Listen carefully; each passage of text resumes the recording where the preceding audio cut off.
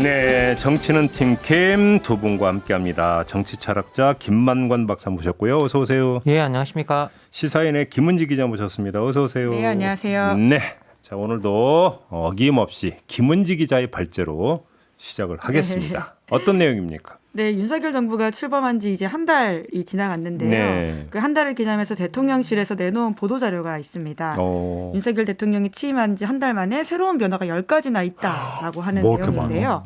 10가지나 있대요? 네, 뭐 당장 생각하기로는 용산으로 이전했던 것들은 아주 큰 변화이고요. 그렇죠. 네. 이제 그 용산 이전에서 이제 부수적으로 따라오는 것들이 이제 같은 변화로 이어져 있습니다. 그 예를 들어서 출근하는 대통령이다 보니까 상시적으로 도어 스태핑이라고 해서 출근길에 기자들과 문답을 하겠다라고 해서 그것을 한 바들이 있고요. 약식 회견. 예, 그렇죠. 네. 예. 국어 사랑합시다. 예, 영어로 워낙 많이 쓰다 보니까. 제가 지난주 금요일에 이 한마디 했다가 예. 네, 국어 사랑합시다. 네, 아무튼 네, 그리고 예. 그리고는 이제 그게 다 연결되는 이슈인데요. 시민 곁으로라고 해서 말이 아닌 실천으로 해서 평일 점심시간이나 주말을 이용해서 시민들과 수시로 깜짝 어울리는 소통 행보를 하고 있다라고 이야기했고요. 또 대통령 집무실을 개방했다. 그리고 청사 앞마당을 시민광장으로 내세웠다. 그리고 대통령과 비서진 거리가 더 가까워졌다. 이제 물론 이게 다 윤석열 정부 주장이긴 한데요.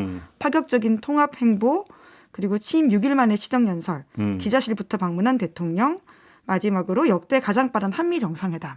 이런 것들을 이제 변화된 한 달의 양상이라고 홍보했습니다. 그러니까 10개 중에 거의 대부분을 그냥 한 단어로 그냥 소통 강화 그냥 이렇게 정리하면 되겠네요. 용산으로 이전한 것에 대한 가장 중요한 명분이 그것이니까요. 이제 그게 필요한 것은 맞습니다. 이제 특히나 이제 그렇죠. 약식 회견. 우리 100원씩 할까? 100원씩? 네. 네.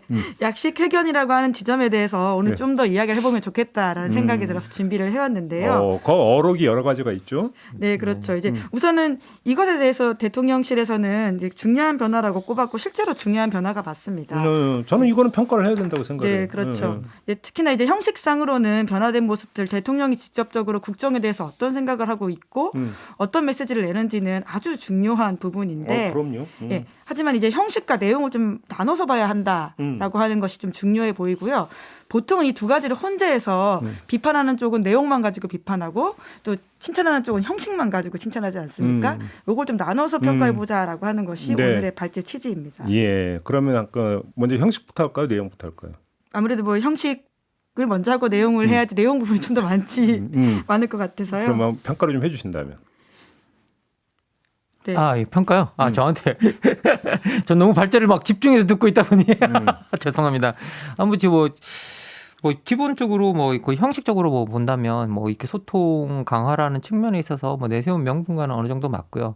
그리고 어떻게 보면 기자들과 이제 즉석적으로 문답을 주고받고 있지 않습니까? 근데 즉석적으로 문답을 주고받으면서 거기에서 대통령이 실제로 가지고 있는 생각과 의중이나 이런 것들도 좀 더 명확하게 또 근거를 해서 파악할 수 있다는 점에서 이거 자체 약식 의견 이거 자체는 그렇게 형식적으로는 이렇게 평가받아야 되지 않나? 저도 그렇게 생각합니다. 근데 이거는 평가에는 궁금한 게 어떤 날은 하고 어떤 날은 안 하고 그랬잖아요. 네. 왜 그랬던 거예요? 대통령 일정에 따라서 어떤 날은 하기도 하고 안 하기도 예를 했었던 들어서 이제 바로 이제 것인데요. 그 대통령실로 출근을 안 하고 다른 데로 가는 경우 하고 싶어도 못 하는 경우는 있긴 있죠. 그렇죠. 그거로 보면 되는 겁니까? 이유는? 지금까지는 그래서 13번 총 했다라고 하고요. 네. 예, 처음에는 현안 질문 한 2-3개 정도 받았는데 최근에는 더 많이 받아서 늘어나고 있다는 점에 대해서는 의미 있다라고 평가할 수 있을 것 같습니다. 근데 대부분 이제 답변이 단답형이잖아요. 그렇죠. 그것도 대통령의 어떤 스타일을 보여주는 건데요. 사실 처음에 한두 번 하고 좀 반응이 안 좋았던 지점들이 있었거든요. 그래서 대통령실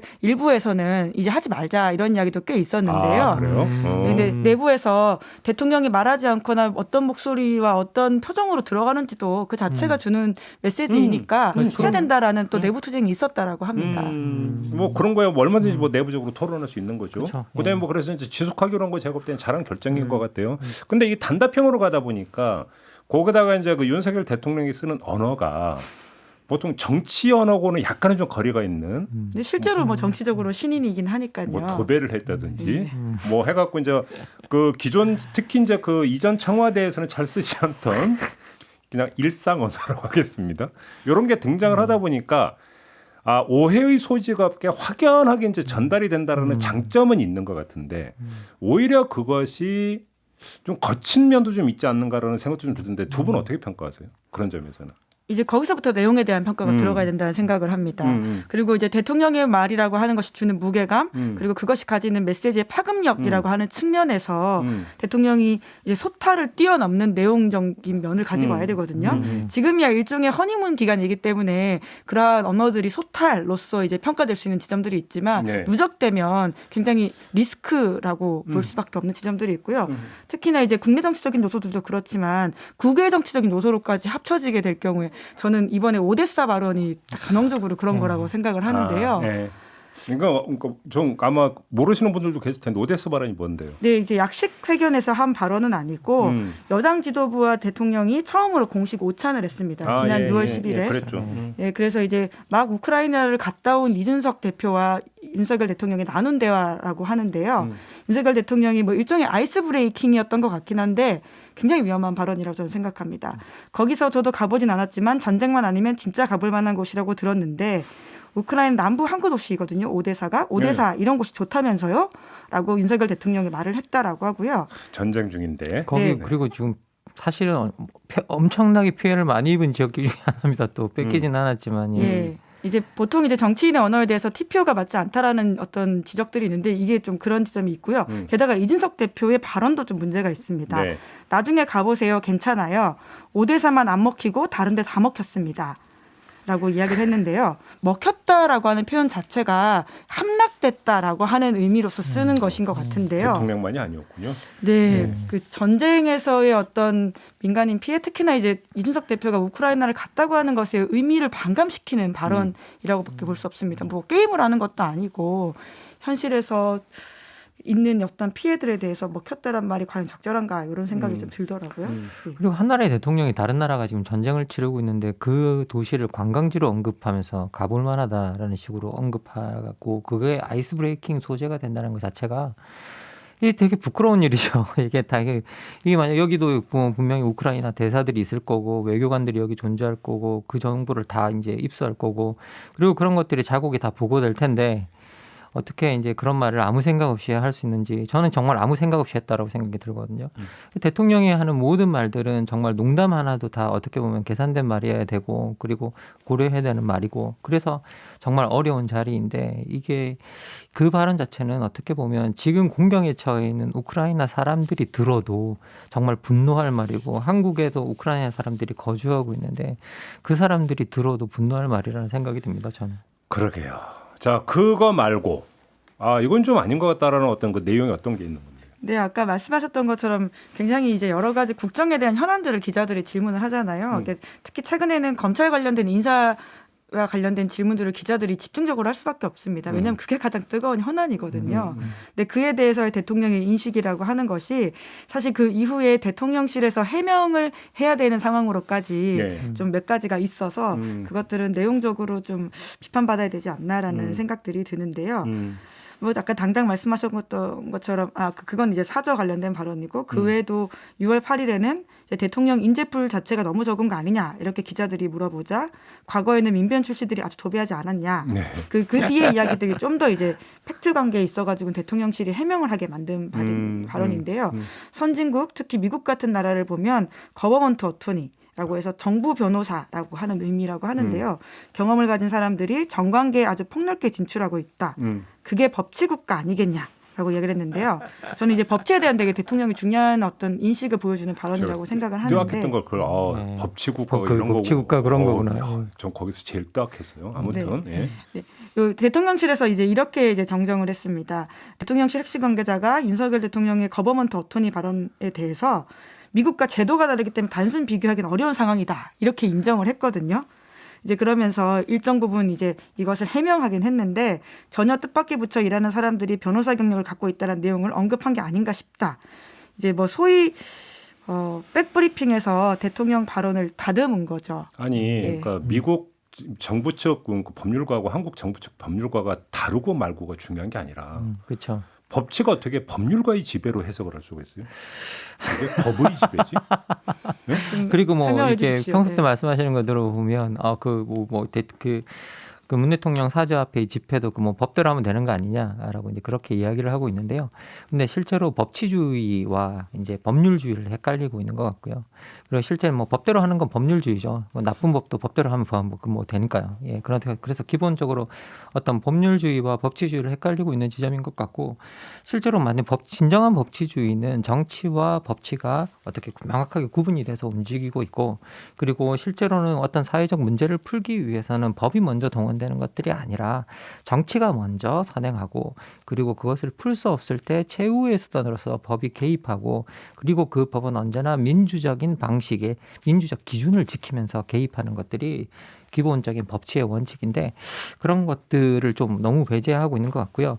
그리고 실제로 모든 민주국가가 다 상권 분립을 하고 있고, 그리고 그 상권 분립의 내용 중에서는 법률가가 중심이 돼야 되는 곳이 있고, 그렇지 않은 부서들이 이제 그렇지 않은 이제 행정부나 아니면 입법부 같은 경우에는 우리가 그러면 다 변호사들 데려다가 입법부 하면 되죠. 그런데 그런 사람들을 그렇게 데려다 놓지 않는 이유는 뭐냐라고 하면, 실질적으로는 다 법으로만 해결할 수 없는 부분들이 있고, 그리고 법률가의 위치에서 파악할 수 없는 것들이 많기 때문에 실제로 법치국가에서 법률가들이 아닌 다른 사람들이 주요 입법가로 활동을 하고 있는 거고요.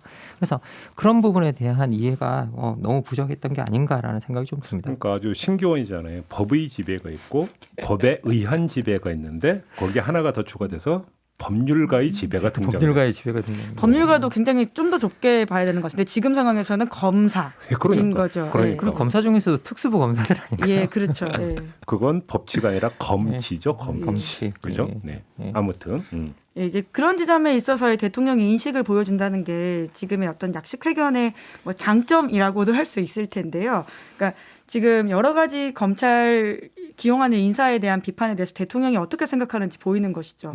그러니까 적재적소에 인재를 배치하고 있다라고 하는 게 대통령의 대답이고, 필요하면 더 한다라고도 이야기를 했습니다. 그리고는 원희룡, 권영세, 박민식 같은 사람을 검사로 같이 묶어가지고는 우리 정부에 검사 출신이 많다고 카운팅하는 거는 온당하지 않다. 이렇게 지금 본인은 생각하고 있는 거죠. 아니요. 그 원희룡, 권영사까지 포함시켰나요? 그 경우에 따라서는 그런 기사가 있긴 합니다. 이제 검사 출신이 많다. 아니 특히 내각에 대한 인수위 시절에 그런 얘기 나온 거 봤어요. 근데 정부 출범하고 조각하고 뭐 그다음에 청장급 인선하면서는 박민식 보훈처장은 예로 들어간 건 제가 봤는데 좀 그렇더라고요. 아무튼 네 뭐. 그리고 지금 사실 쏟아지는 비판의 핵심이라고 하는 것이 경제금융 부분에서의 검사 출신들이 들어간다라고 하는 것이거든요. 그것은 단순히 뭐 이제 소위 진보 언론의 비판이 아니라 특히 경제지의 비판이 아주 거셉니다.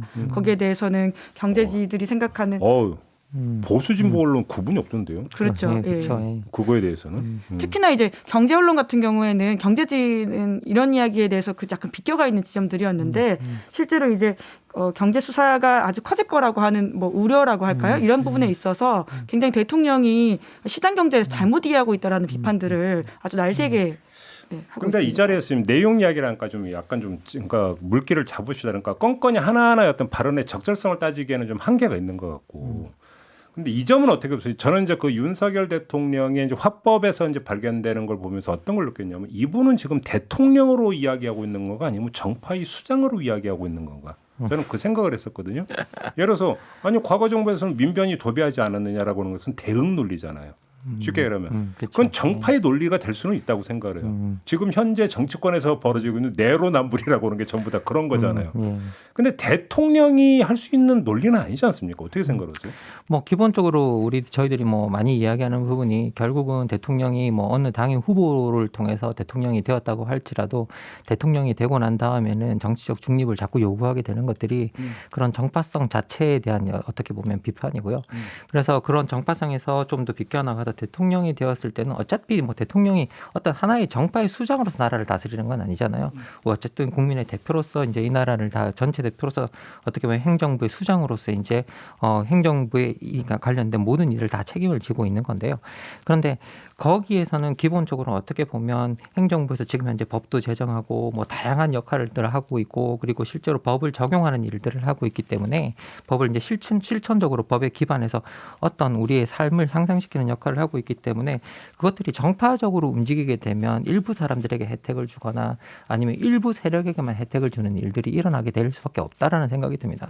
그래서 기본적으로 그 정파성 바깥으로 나가서 어떻게 보면 이야기를 해야 되는 부분이 있고 그리고 대통령이 그런 이야기를 할 때는 자기 나름대로의 철학이 어떻게 보면 확실하게 이제 좀 있어야 될 것 같고요. 그리고 그 철학을 내밀 때는 그것이 어느 뭐 단지 어떤 그런 뭐라고 해야 될까요? 분파를 가르는 그런 것들이 아니라 국민들을 어떻게 하든 그 논리 속에서 다 이제 포함이 되고 그 속에서 우리가 다 혜택을 볼 수 있고 거기서 우리가 뭔가 안전하다는 걸 느낄 수 있는 방식으로 이제 이야기를 해야 되는데 지금 현재 화법에서는 그걸 별로 느낄 수 없는 거는 사실인 것 같습니다. 바로 그 점에서 제가 왜 말씀드리냐면 소통을 강화했다라고 하는 것은 제가 볼 때는 정말로 그 수박 겉핥기식의 이야기인 게 어떤 소통이냐가 사실은 중요한 거란 말이에요. 그러니까 대통령의 소통의 방식은 설득의 그러니까 방점을 찍어야 된다고 저는 생각하거든요. 국정을 이렇게 가져가겠다고 밝히고 국민들의 동의를 구하기 위해서 설득해 들어가는 방식으로 소통의 기조가 이렇게 잡혀야 되는 거고 제가 조금 전에 정파의 수장이 아니라고 그러니까 비교해서 말씀드린 게 정파의 수장이라고 한다면 상대 정파가 있고 경쟁을 하는 관계에 있기 때문에 일종의 대결 논리나 공격의 논리가 허용이 될 수가 있죠. 왜냐하면 상대 정파와의 어떤 그 상호 어떤 작용 속에서 이제 어떤 그 정치가 이루어지기 때문에 그런 부분에서 일정하게 양해되는 부분이 있지만 대통령은 그건 아니잖아요. 그런데 대통령이 그 단답형으로 이야기하는 거 보면 맞받아치는 식의 화법이 되게 많은 거예요. 그것이 어떤 민주당의 지적이든 여론의 지적이든 특정 언론의 지적이든 맞받아치면서 이게 뭐가 문제냐. 라는 식으로 하는 식의 어떤 이런 소통이라면 이건 대통령의 소통 방식은 아니지 않느냐라는 거죠. 뭐 그건 법정에서 검사가 하는 소통 방식이겠죠. 법정에서 검사가 법률을 다툴 때 하는 이제 소통 방식일 것 같은데요. 예, 기본적으로 그래서 저도 이제 뭐 아까 정확하게 좀 더 말씀드리자고 한다면 이제 그 김종규 평론가님께서도 말씀해 주셨지만 우리가 기본적으로 대통령이 설득의 화법을 써야만 하는데 그렇지 못하다라고 했을 때 자꾸 그러다 보니까 화법 자체가 통보가 되거나 아니면 자기가 대답하기 싫은 것에 대해서는 싫거나 꺼리는 것에 대해서는 그냥 외면하고 넘어가거나 뭐 이렇게 침묵해 버리거나 아니면 아예 무시해 버리는 이제 그런 일들이 이제 지금 현재 일어나고 있는데요. 실제 뭐 이렇게 그 약식 회견에서도 이제 이 질문을 했을 때 자기가 곤란한 질문들 같은 경우에는 외면하는 경우도 발생하고 있고 답하지 않는 경우도 아예 발생하고 있다라고 저도 알고 있는데 기본적으로 어떤 사안이 나왔을 때 어떤 자기가 하고 있는 일에 대한 반대나 비판적인 어떤 그런 질문이 나왔다고 한다면 그 비판과 반대를 설득할 수 있어야 되는 그런 화법을 써야 되는 것 같고요. 그런데 그걸 설득하기 위해서 또 나름대로 근거나 자료를 댈 때 되게 부정확한 사실, 부정확한 근거, 부정확한 통계를 대면서 이야기를 하고 있다는 것도 상당히 큰 문제인 것 같아요. 그건 기본적으로 대통령이 팩트 자체를 이해하지 못하고 있다라는 이제 그거잖아요. 그 팩트가 소위 말해 숫자와 팩트들이 현실을 드러내는 하나의 중요한 지표인데 그 지표에서 2배 이상의 차이가 난다든지 아니면 실제로 어떻게 보면 제도가 다른 국가의 것들을 가져와서 마치 우리나라에도 적용되는 것처럼 이야기한다든지 그리고 민변이 뭐 다 도배했다라는 식으로 이야기하는데 정권척이 이 무렵으로 가면 사실은 별로 없었거든요. 민변 인사 처음에 시작할 때 문정권도 시작할 때 그러면 우리가 그런 어떤 시기와 상황에 따라서 뭔가 비교할 수 있는 그런 자료들이 뭔가 정확하게 드러나고 이야기를 해야 되는데 그 점에 있어서 대통령이 상당히 부족하지 않나라는 게 제 생각입니다. 네, 뭐 뒤로 갈수록 민변 출신이 늘어났기 때문에 뭐 그런 지점들이 있긴 한데요. 사실 대통령의 대응 논리로서는 적절하지 않았다라는 지점들은 분명히 그러니까 검찰이 있는 것 민변하고 같습니다. 경쟁하는 조직이죠. 예. 그러니까 지금 계속 그런 것들을 보여주고 있기 때문에 문제인 것 같거든요. 그 집무실 앞에서의 그 시위와 그리고는 저기 사주 앞에서의 시위를 이제 대등 비교한다고 하든지 뭐 적절하지 않은 대응이라고 하는 것이죠. 그러니까요. 예. 게다가 지금 이제 인사 문제와 관련해서 이제 박순애 후보가 음주운전한 부분에 대해서도 청문회에서 좀 더 따져봤으면 좋겠다. 국회가 빨리 일을 해서 청문회를 열어달라. 이렇게 말하는 게 사실 정석이거든요. 네. 이제 그런데 대통령의 발언은 음주운전 그 자체만 가지고 얘기할 건 아니다라고 이야기를 했습니다. 이게 얼마나 좀 민망한 이야기냐면 윤석열 대통령이 그 지난 2월달에 쇼츠 공약을 공약을 낸 적이 있는데 그때 음주운전 적발된 사람의 면허 취득 제한 기간을 현행 1년에서 3년으로 올리겠다라고 이야기했습니다. 그게 그때 약간 히트를 쳤던 쇼츠 영상인데요. 이준석 대표도 같이 거기 나와서 음주운전 완전 살인행위 아니냐 이런 이야기를 하고 그리고는 원희룡 장관도 이제 그 당시는 정책본부장이었었는데 음주운전 전과야말로 악질 중에 악질이다 이렇게 이야기를 하면서 그런 표까지 썼어요. 대통령 출마도 못하게 해야 되는 거 아니냐라고 이야기했는데요. 네. 이 당시에 왜냐하면 이재명 후보 그렇죠. 이제 그런 것들을 좀 지적하는 것으로 보입니다. 그러니까. 이제 그러면서 결국 윤석열 후보가 같이 그 영상에서 오케이 빠르게 가 이렇게까지 말을 했는데 그 발언이 그때 나온 거예요? 그러니까 근데 굉장히 맞는 말인데요. 이제 그때 와서 이제 이 입장이 달라진 것처럼 보인다라는 게 문제인 거죠. 근데 지금 박순애 후보 그 음주운전 관련해서 음주운전 그 자체만 가지고 얘기할 건 아니다. 그러면서 음주운전도 언제 한 거냐 이거 따져야 되고 가벌성을 따지는 가벌성이 뭐예요? 벌을 줄 수 있느냐 없느냐 그거다 이 얘기인가요? 가벌성. 가가 아마 더 한다는 더 얘기인 것 한다. 같아요. 그래요? 그러니까 더 엄정하게 더할 수 있느냐 뭐 이런 이야기인 것 같은데 그때 이제 선고 유예를 받지 않았습니까? 아마 그 이야기를 하는 게 아닌가 추측은 되는데요. 아니 정확하게는 바로 그 모르겠습니다. 지점에서 아니 저는 이거의 인사 부분에 있어서 중심을 좀 잡았으면 좋겠다라고 하는 게 예를 들어서 이런 거잖아요. 정호영 후보자 문제가 나왔을 때 최초 멘트가 뭐였습니까? 부정의 팩트가 확인되지 않았다였잖아요. 근데 정호영 후보자가 형식상 자진 사퇴하면서 본인 주장은 모든 의혹이 말끔히 해소됐다고 했잖아요. 그죠? 그러면 부정의 팩트는 하나도 확인된 게 없는데 낙마시켰잖아요. 그럼 기준이 뭐예요? 그러면서 또 한편으로는 국민의 눈높이를 또 강조를 하잖아요. 그런데 부정의 팩트라고 하는 부분들에 있어서는 일종의 사법의 논리와 인사에 있어서 어떤 국민 여론을 감안해 들으면서 정치의 논리라고 하는 것에서 마구 왔다가 널뛰고 있다는 거예요.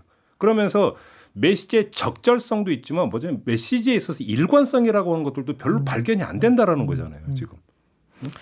메시지의 유일한 인간성은 우리 능력대로 한다. 그 뭐 일관성은 거기에밖에 없는 것 같은데요. 근데 뭐 어떻게 보면 계속 그 뭐 지금까지 우리가 능력 이야기가 나왔을 때 말씀드렸지만 능력 있는 건 그냥 기본이고 그리고 그 능력을 남용하지 않을까, 잘못 쓰지 않을까라는 것들이 도덕성을 지금 점검하는 이유다라고 이제 계속 이제 말씀드려 왔고요. 그리고 음주운전 같은 경우에는 그런 도덕성을 검증할 수 있는 아주 중요한 어떤 기준 중에 하나라는 생각이 듭니다. 그건 근본적으로 사람의 목숨을 담보로 이제 하는 행동이기 때문에 그리고 이제 거기에 대해서 자기 자신이 뭐 원희룡 뭐 그 당시 그 본부장과 그리고 본부장이었나요 그때? 정책본부장. 예, 정책본부장 맞죠. 그리고 뭐 이준석 대표와 그런 이야기를 같이 나누면서 그것이 악질 중에 악질이고 대통령 출마도 못하게 해야 되는 거 아니라는 식으로 이야기를 했다고 한다면 정말 거기에 대해서 자신들도 동의가 있었을 텐데 뭐 이게 교육부 장관 후보자로서는 괜찮은 건지 거기에 대해서 잘 모르겠고요. 그래서 기본적으로 말씀해 주셨던 메시지의 일관성 자체는 상당히 중요한 부분인 것 같습니다. 그래서 그 메시지의 일관성 자체가 없다라는 부분에 대해서는 좀 비판받아야 되지 않나. 특히 정치 쪽으로 들어오고 인사 쪽으로 들어왔을 때 메시지의 일관성이 전혀 없다라는 건 확실한 것 같습니다. 그러니까 이제 지금 그 대통령실에서 그 출범 한 달을 자평하면서 소통의 강화를 핵심적인 어떤 그 성과를 꼽았기 때문에 지금 소통 얘기를 하고 있는 건데 정리를 하면 이런 거잖아요. 그러니까 소통을 왜 하느냐. 소통의 목적이라고 하는 게 있는 거잖아요. 소통의 목적이라고 하는 것은 심심해서 지금 술자리에서 농담 따먹기를 가지고 우리는 소통이라는 얘기를 안 해요. 그냥 그거는 수다라고 그러지. 그렇죠.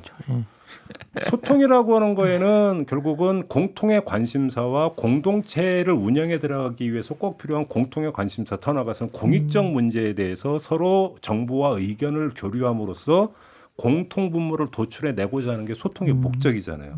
그러면 그 목적을 전제해 놓고 대통령의 위치를 고려를 한다면 따라서 어떻게든지 간에 그 국민적 합의를 조금이라도 끌어낼 수 있는 쪽으로 유도를 하면서 끌고 가는 게 대통령의 소통 방식이어야 되는 거잖아요. 당연히. 그런데 제가 그러니까 조금 전에 말했던 뭔가 좀 대결의 논리를 깔면서 자꾸 반박의 논리나 공격의 논리가 되어버리면 그걸 합의를 끌고 나가자라는 게 아니라 중요한 것은 승복을 어떤 뭐 강제하는 것은 강제하는 것으로 아무리 좋게 해서라도 그거지 소통을 통해서 합의를 끌고 내고자 하는 어떤 그러한 어떤 행위라고는 볼 수가 없는 거잖아요. 문제의 본질은 거기에 있는 거 아닙니까?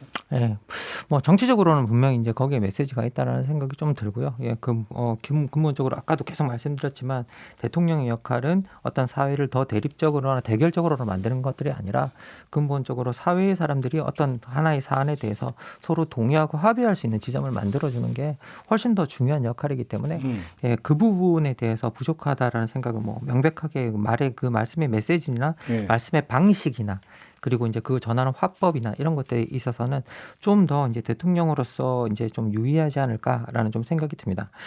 예, 근데 전 사실은 이제 오늘 이걸 준비하면서 저는 또 제가 가졌던 것 중에 생각했던 것 중에 하나가 뭐냐면 대통령이 했던 말들 중에 뭐 최근에 교육부에 할 일이 산업인재 공급이다. 뭐 이런 식의 그 이야기들을 하지 않았습니까? 그것 때문에 또 이제 사회적으로도 논란이 되고 거기에 대한 비판도 나오고 이렇게 했었는데 저는 여기서 조금 말을 좀 하고 싶었던 포인트가 하나가 있었는데요. 실제로 대통령이 했던 말들을 쭉 우리가 지금까지 실언처럼 했던 말 같은 것들을 이렇게 쭉 엮어보면 일관적인 다 저는 그 결이 하나 있다고 생각이 듭니다. 특히 하나 예를 들어서 뭐 우리가 이제 몇 가지 그중에 말을 제가 찾아봤는데요. 첫 번째가 아까 말씀드렸던 이제 기본적으로 교육부의 의무는 산업인재 공급이다. 그리고 또 다른 하나는 없는 사람은 부정식품이라도 선택할 수 있어야 된다. 거의 대선 과정에서 나왔던 얘기. 예, 작년에, 예. 예. 그리고 일주일에 120시간이라도 일할 수 있어야 된다.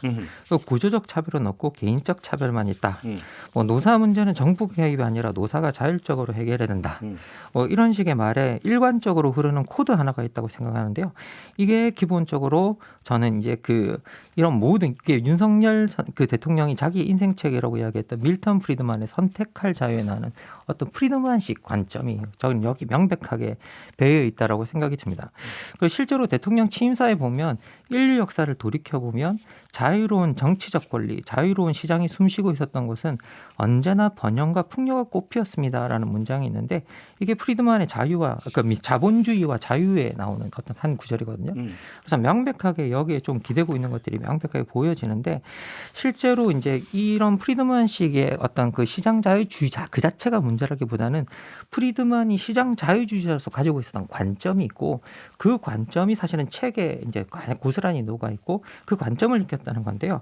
근데 실제로 프리드만 같은 경우에는 이게 인간의 선택할 자유를 내세워서 인간을 자본과 시장의 도구로 봤던 경제학자 중에 대표적인 경제학자입니다. 그래서 인간을 보호해야 된다면 그 이유는 단 하나 시장과 자본에 도움이 되기 때문에 이제 보호를 해야 된다라고 이야기하는 사람인데요.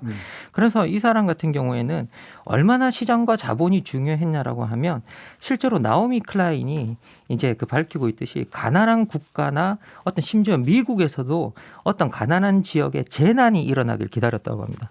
그 재난 시기가 오면 정치가 시장을 마음껏 확산시킬 수 있는 어떤 기회를 가질 수 있기 때문이다라고 이제 그런 이야기를 하고 있는데요. 그리고 실제로 그때 허리케인 카트리나가 미국을 다 망가뜨리고 그리고 뉴올리언스가 폐허가 됐을 때 실제로 저 밀턴 프리드만이 정말 중요한 기회가 왔다. 학교가 다 폐허가 됐지만 이제 교육 시스템 다 바꾸자 그러면서 공립학교 123개였던 걸 다 없애버리고 4개로 줄여버리는 개혁을 합니다. 실제로 이 시기에 그리고 교사 노조도 다 없애버리고요. 이제 그런 일들을 실제로 했었거든요. 그리고 실제 프리드만 같은 경우에는 불법 이민자도 되게 반겼습니다. 이유가 뭐냐면 아무런 법적 보호를 제공하지 않고 저임금으로 부려먹을 수 있기 때문에 실제로 이제 반겼던 그런 사람이거든요. 그런데 이 맥락이 아무 맥락이 없는 것처럼 이제 느껴지지만 실제로 최근에 뜬금없이 한동훈 법무부 장관이 이민청 수립하겠다라는 이야기를 또 하고 있거든요. 그런데 이 이민청 수립하겠다는 이 발언이 정말 그냥 혼자 할 수 있는 발언인가라고 생각해 보면 또 그건 아닌 것 같고요. 이건 뭔가 대통령의 교감이 분명히 있었을 부분이라고 생각이 드는데 인구 절벽을 핑계로 내세우고 있지만 근데 이거 값싼 노동력을 노동력이 될 수 있는 어떤 이민을 통한 노동력 공급 창구를 열겠다라는 발언인데요. 그런데 만약에 진짜 인구 절벽이 문제였다면 진짜 해결 해결책은 돌봄 사회, 돌봄 국가 책임제 뭐 이런 것들로 우리가 이런 문제들을 해결해야 되는데 그래서 아이들을 편하게 키울 수 있고 그리고 사람들이 편하게 아이를 낳고 그렇게 뭐 하는 것들로 이 인구 문제를 해결해야 되는데 그것들이 아니라 그냥 이민청을 열어서 해결하겠다라고 하는 이야기를 하고 있는 거죠. 이건 근본적으로 돌봄 사회, 돌봄 국가 책임제 이게 국가가 시장에 개입해야 가능한 일이기 때문에 이 바깥으로 나와서 가장 쉬운 이민청을 열어서 시장 논리로 이 문제를 해결하겠다라고 하는 어떤 그런 방식으로밖에 이제 저는 읽히지 않는데요. 뭐 예. 이민청 설립 같은 경우는 불법 이민을 단속하겠다는 차원이 아니라 예. 오히려 국경의 문을 좀 더 열고 예. 그래서 어떤 국제적인 어떤 노동력 교류를 더 이제 활성화하겠다는 차원이라고 한다면 그거는 좀 여러 결에서의 평가가 좀 나올 수 있을 것 같아요. 그래서 일각에서는 지금 오히려 우리나라가 너무 폐쇄적이기 때문에 이민을 더 적극적으로 받아들여야 되는 거 아니냐. 그래서 그러니까 이 저출생 문제라고 하는 것도 꼭 국내적으로만 풀 성질의 문제는 아니다. 예. 또 이런 그러니까 시각도 사실은 있긴 해요. 그것이 따라서 이런 어떤 경제 활동 인구라고 하는 것들을 꼭 순혈주에 입각해서 늘릴 그러니까 성질의 문제는 아니다. 만약에 한동훈 장관이 이민청 설립이라고 하는 것을 그런 취지로 이야기를 했다면 그거는 사실은 사회적 토론의 부재돼.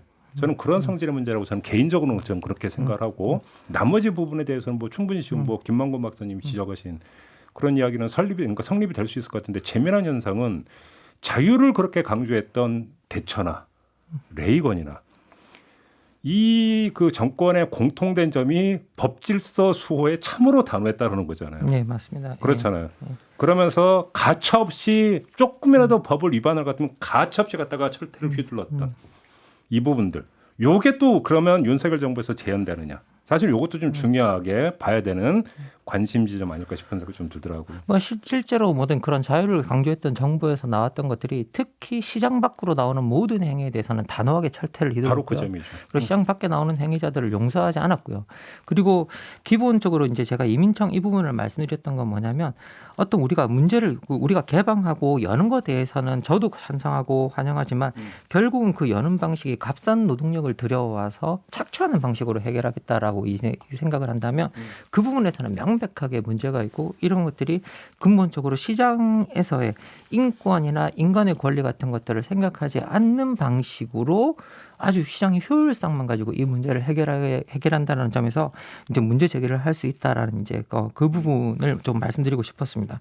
그리고 기본적으로 이제 저는 이게 되게 중요한 메시지들을 많이 전달하고 있다고 생각하는데요. 전 특히 교육부의 의무가 산업인재 공급이다라고 했을 때 이게 인간을 얼마나 도구적으로 보고 있는지 실제로 그러면 인재가 될 만한 사람과 될 만하지 않은 것들을 교육이 구분하는 작업이고 그러면 그 과정 속에서 쓸모 있는 자와 쓸모 없는 자들이 구분되고 그리고 능력 있는 자와 능력 없는 자들이 구분되면서 쓸모 없는 사람은 폐기시키고 쓸모 있는 사람만 어떻게 보면 활용하게 되는 그런 측면으로 가게 되기 대학에 때문에 계시니까 더 그걸 절감을 하십니까? 예, 절감을 하고 있죠. 솔직히 말씀드리면.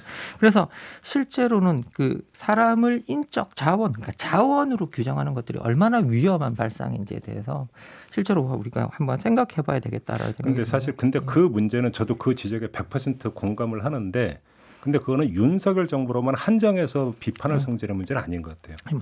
사실은 교육 인적 자원부라는 명칭을 썼던 게 어떤 정부였는지를 우리가 되돌아볼 필요가 있고 예. 두 번째는 지금 교육부 장관에게 사회부총리라고 하는 직함을 주고 있는 가장 주된 이유가 정부 조직부를 보면 각 부처로 흩어져 있는 어떤 인적 자원 관리 통합 기능, 통합 조정 기능을 여기서 맡아라 해가지고 부총리를 지위를 부여한 걸로 저는 알고 있거든요. 그렇게 놓고 본다면 그 표현을 쓰느냐 안 쓰느냐의 문제가 중요한 게 아니라 지금 그 국장의 가장 기본 베이스로 역대 정부를 다 통틀어서 그렇게 접근하고 있다라고 하는 점을 놓쳐서는 안 되는 그런 문제는 분명히 있는 거죠, 사실은. 전체적으로 우리 국가가 이 점에 대해서는 계속 반성해야 되는 지점인 것 같고요. 그런데 이 지점이 이 포인트에 좀 더 강화되고 있고 그리고 그래서 교육부가 스스로 경제부처라고 생각해라라고 하는 그런 발언이 상당히 위험한 발언이다라는 건 또 말씀드리고 그러니까 이제 싶습니다. 그게 10몇 년 전이니까 이제 대학에 광풍이 불었던 인문학과가 도대체 뭐가 필요하냐. 그렇죠. 예. 그렇죠? 돈 되고 실용학과만 있으면 되지. 뭐 이게 한때 엄청난 사회 문제가 됐었던 것을 어떻게 보면 재현. 예, 이게 이제 대학 캠퍼스에서 벌어졌던 게 이제 그 정부 정책적 차원에서 이제 다시 나타나고 있다. 이렇게 좀 봐도 되는 거죠. 예, 맞습니다. 그리고 이거는 뭐 이번 정부뿐만 아니라 그러니까 계속 정부에서 내려오는 기조 중에 하나고요. 그리고 뭐 심지어 예술대학 평가 지표도 취업률이니까요. 예. 그렇죠, 맞아. 어디선가 본 적 있어요.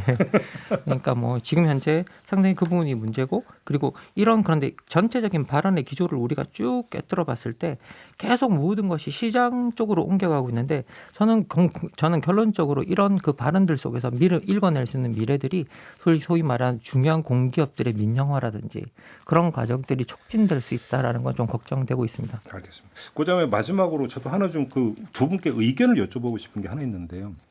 자, 대통령의 발언은 어떤 시점에 하는 게 맞을까라고 하는 문제가 있어요. 왜 그러냐면 이게 이 출근길에 기자가 물어보고 그거에 대해서 거침없이 발언을 하는 게 사실은 국정의 투명성이라든지 알림의 측면에서는 상당히 긍정적인 부분이 분명히 있어요.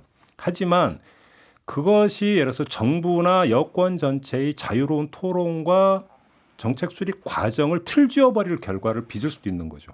왜 그러냐면 대통령의 그 발언이 하나의 지침으로 받아들여져 버리면은 그러면 정부 정책 조율 단계에 있는 어떤 특정 정책에 대해서 기자가 물어봤는데 거기서 대통령이 이야기를 해버리면 그것이 지침이 되어버리는 경우가 발생할 수도 있잖아요.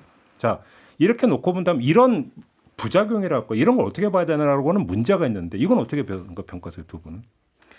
그럼에도 불구하고 대통령이 계속 말을 하는 거는 지금으로서 나쁘지 않다고 생각하는데요. 만약에 그렇게 해서 당의 이견이 나온다면 그 자체가 또 기사이고 굴러가는 파열음이 있다고 생각하거든요. 그럼 이제 혼선이 이렇게 있는 거겠지.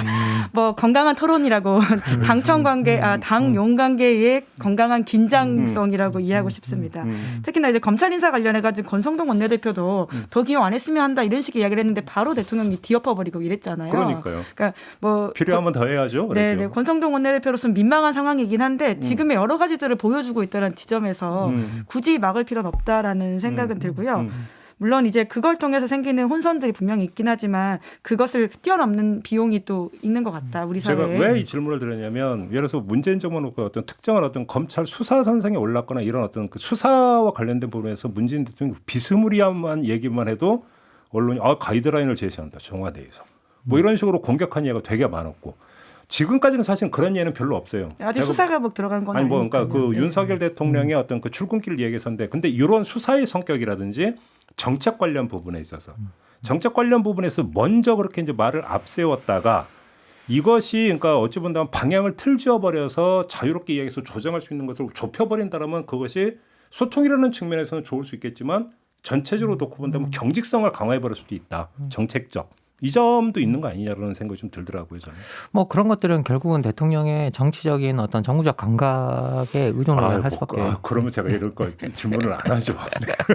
의문을 하지 뭐 저는 그럴 수밖에 없다는 생각이 듭니다. 기본적으로는 어떤 소통을 늘려야 된다는 지점에 대해서는 계속 저희들이 동의를 하고 있었던 지점이고요.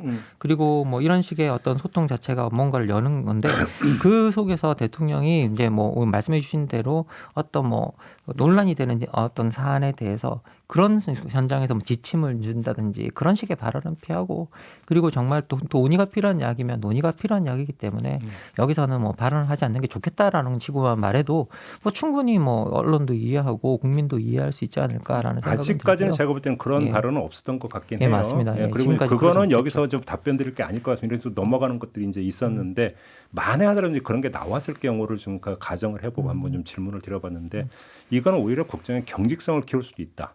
투명성은 뭐 할 수 있는지 모르겠지만 요즘도 좀 함께 미세하게 좀 볼 부분들도 있다라는 생각이 좀 들더라고요. 알겠습니다. 오늘은 대통령실에서 자평했던 소통 강화 그 구체적인 내용을 한번 짚어보는 걸로 쭉 진행을 해보는 혹시 못다한 말씀 있으십니까 두 분? 없습니까? 하신 말씀 충분히 했습니까? 예, 충분히 저는 했다고 생각이 들고요. 근데 어쨌든 기본적으로 우리가 그 대통령의 말들이 국민에게 미치는 영향이 엄청나게 크다는 사실을 본인이 좀 많이 인식해 주셨으면 좋겠다는 생각이 듭니다. 예. 그리고 좀 그 책 있는가요? 미국 대통령들의 발언 중에서 위트만 모아서 펴낸 책 있는 거 아세요? 저는 아직 보지 못했는데. 예. 되게 두꺼워요. 예. 책 그러니까 뭔가 좀 위트 좀 있고 이런 것도 좀 있으면 좋겠다. 양념으로. 너무 요구하는 게 맞나요? 거기까지 가면 좋을 텐데. 예.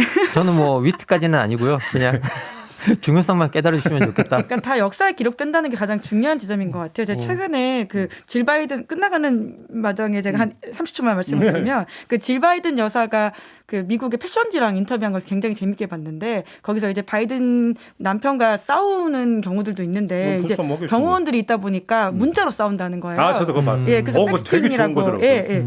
그래가지고는 싸운다는 파이트와 텍스트 보내가지고 뭐 그걸 합쳐서 말을 쓰던데 네. 근데 거기에 대한 바이든의 응대가 저는 굉장히 인상적이었는데요. 이것도 우리는 다 기록된다는 걸 기억해야 된다라고 질 바이든 여사한테 이야기를 했다는 거예요. 그렇죠. 그러니까 대통령 대통령 그렇죠. 국정을 뭐 물론 이제 싸우지 말자는 취지 이야기일 수도 있죠.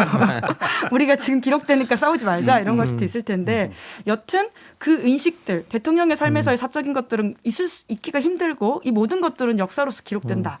지금 대통령이 지금 한국으로 돌아와서 보면 새롭게 하는 이 모든 걸음걸음들이 다 역사에 기록되고 있다. 그럼요. 그 어떤 조사 하나 표정 하나도 그것이 그냥 단순히 자기가 오늘 기분이 좋거나 나쁘거나 혹은 어떤 이슈에 대한 대응으로서만 이제서는 좀 어렵다. 그렇죠. 이걸 좀 알았으면 좋겠다는 생각이 듭니다. 알겠습니다. 자, 이렇게 오늘 마무리를 하도록 하겠습니다. 정치는 팀 김만권 박사, 김은지 기자 수고하셨고요. 저도 함께 물러가겠습니다. 고맙습니다. 감사합니다. 감사합니다.